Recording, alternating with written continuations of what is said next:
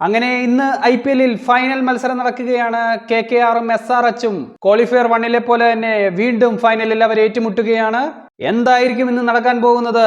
മത്സരത്തിലോട്ട് വന്ന് ചെന്നൈയിലായതുകൊണ്ട് തന്നെ സ്ലോ പിച്ചിലായിരിക്കുമോ മത്സരം എന്നതാണ് എല്ലാവരും ഉറ്റുനോക്കുന്നത്. ചെന്നൈയിൽ എപ്പോഴും കൂടുതൽ ഒരുക്കാറുള്ളത് സ്ലോ പിച്ചുകൾ തന്നെയാണ്. രണ്ട് ടീമുകളുടെ മുന്നിലും എലിമിനേറ്റർ മത്സരം മുന്നിലുണ്ട്. ചെന്നൈയിൽ നടന്ന എലിമിനേറ്റർ മത്സരത്തിൽ സഞ്ജു സാംസൺ ടോസ് നേടി സൺറൈസേഴ്സ് ഹൈദരാബാദിനെ ബാറ്റിംഗിന് അയക്കുകയായിരുന്നു.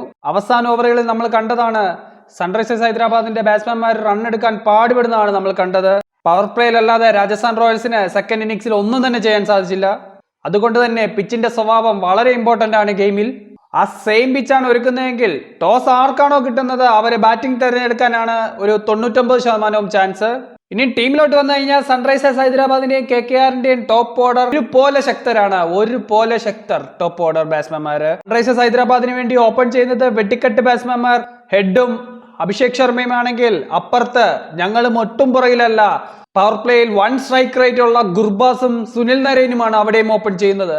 മിഡിൽ ഓർഡറിലോട്ട് വരുവാണെങ്കിലും സൺറൈസേഴ്സ് ഹൈദരാബാദും KKR-ഉം തമ്മിൽ ഏകദേശം ഈക്വൽ തന്നെയാണ്. സൺറൈസേഴ്സ് ഹൈദരാബാദിലോട്ട് വന്ന നിതീഷ് റെഡ്ഡിയും ക്ലാസനും മാക്രോവും നേതൃത്വം കൊടുക്കുന്ന മിഡിൽ ഓർഡർ അതിൽ മാക്രം ഒഴിച്ച് ബാക്കി രണ്ടുപേരും നല്ല ഫോമിൽ തന്നെയാണ് ഈ സീസൺ കളിച്ചിട്ടുള്ളത്.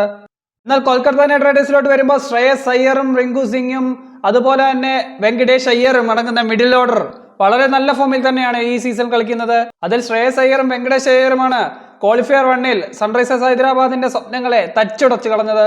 എന്നാൽ ഫിനിഷിംഗിലോട്ട് വരുമ്പോൾ സൺറൈസേഴ്സ് ഹൈദരാബാദിന് കാര്യങ്ങൾ അത്ര എളുപ്പമല്ല.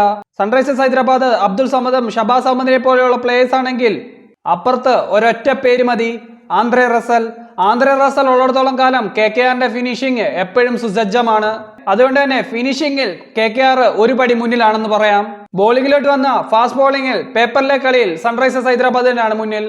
ഫൈനൽ പോലുള്ള മാച്ചുകളിൽ എക്സ്പീരിയൻസ് വളരെ ഇമ്പോർട്ടന്റ് ആണ്. അതുകൊണ്ട് തന്നെ ക്യാപ്റ്റൻ നേരിട്ട് അയക്കുന്ന ഫാസ്റ്റ് ബോളിംഗിൽ ഭുവനേശ്വർ കുമാറും ജയദേവ് ഉനഡ്കട്ടും T നടരാജനും കാണും. KKR-ലോട്ട് വന്നു കഴിഞ്ഞാൽ അവർക്ക് മുന്നോട്ട് വെക്കാനുള്ളത് മിച്ചൽ സ്റ്റാർക്കിനെ തന്നെയാണ്. മിച്ചൽ സ്റ്റാർക്കിന് കൂട്ടായിട്ട് ഇന്ത്യൻ ഡൊമസ്റ്റിക് ബോളേഴ്സ് ആയിട്ടുള്ള അരോറയും ഹർഷിത് റാണയും ഉണ്ട്.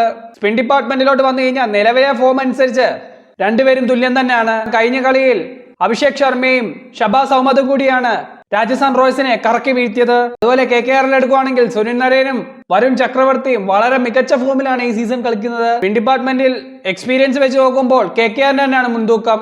കാരണം അഭിഷേക് ശർമ്മ എന്ന് പറയുന്ന ഒരു പാർട്ട് ടൈം ബോളറാണ്. അതുകൊണ്ട് തന്നെ സ്പിൻ ഡിപ്പാർട്ട്മെന്റിലെ എക്സ്പീരിയൻസിന്റെ ത്രാസ് വെച്ച് നോക്കുമ്പോൾ KKR-ന്റെ ത്രാസ് താഴ്ന്നു തന്നെ ഇരിക്കും.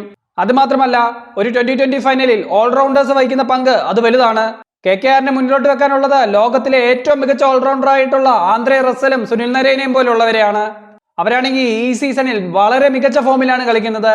അതിന്റെ എക്സാമ്പിൾ നോക്കണമെങ്കിൽ സുനിൽ നരേന്റെ ഈ സീസണിന്റെ റൺസും വിക്കറ്റും തമ്മിൽ എടുത്തു നോക്കിയാൽ മതി. സൺറൈസേഴ്സ് ഹൈദരാബാദിലോട്ട് വരുമ്പോൾ അവർക്കൊരു പ്രോപ്പർ ഓൾറൗണ്ടർ എന്ന് പറയുന്നത് ഷബാസ് അഹമ്മദ് തന്നെയാണ്. എന്നാൽ കഴിഞ്ഞ കളിയിലെ ഫോം വെച്ച് അഭിഷേക് ശർമ്മയെ ഇതിലോട്ട് ഉൾപ്പെടുത്തിയാൽ പോലും KKR-ന്റെ ഓൾറൗണ്ടേഴ്സിന്റെ മികവ് അത് എടുത്തു പറയേണ്ട ഒന്ന് തന്നെയാണ്. അതുകൊണ്ട് തന്നെ ആ ഒരു കാര്യത്തിലും KKR മുന്നിൽ തന്നെയാണ്. ഇങ്ങനെയുള്ള 2-3 ഡിപ്പാർട്ട്മെന്റുകളിൽ KKR മുന്നിലാണെങ്കിലും നമുക്കുള്ള ശക്തിയെ കറക്റ്റ് സമയത്ത് എക്സിക്യൂട്ട് ചെയ്യുക എന്നതാണ് ഒരു ടീമിന്റെ ക്യാപ്റ്റൻ എന്ന നിലയിൽ ചെയ്യേണ്ടത്. അതിൽ SRH ഒത്തിരി മുന്നിലാണ്. കാരണം അവർക്ക് കിട്ടിയിരിക്കുന്നത് വളരെ എക്സ്പീരിയൻസ് ആയിട്ടുള്ള ഒരു ക്യാപ്റ്റനെയാണ്. ശ്രേയസ് അയ്യർ ഈ സീസണിൽ എടുക്കുന്ന തീരുമാനങ്ങളൊക്കെ മികച്ചതാണെങ്കിൽ പോലും IPL ഫൈനൽ പോലുള്ള ഒരു മത്സരത്തിൽ 2 ഫൈനലിലും കപ്പടിച്ചു വരുന്ന ഒരു ക്യാപ്റ്റൻ എന്ന നിലയിൽ പാറ്റ് കമൻസ് വളരെ മുന്നിലാണ്. അതുകൊണ്ട് തന്നെ സൺറൈസേഴ്സ് ഹൈദരാബാദിനുള്ള കുറവുകൾ ആ പാറ്റ് കമൻസിലൂടെ നികത്തുമെന്ന് നമുക്ക് വിശ്വസിക്കാം. അങ്ങനെ വരുമ്പോൾ ഇന്ന് 2 ടീമുകളും തമ്മിൽ വളരെ ഇഞ്ചോട് മത്സരമായിരിക്കും. നിങ്ങൾക്ക് എന്താണ് തോന്നുന്നത്? മത്സരഫലം നിർണ്ണയിക്കുക എന്ന് പറയുന്നത് വളരെ പാടുള്ള കാര്യമാണ്.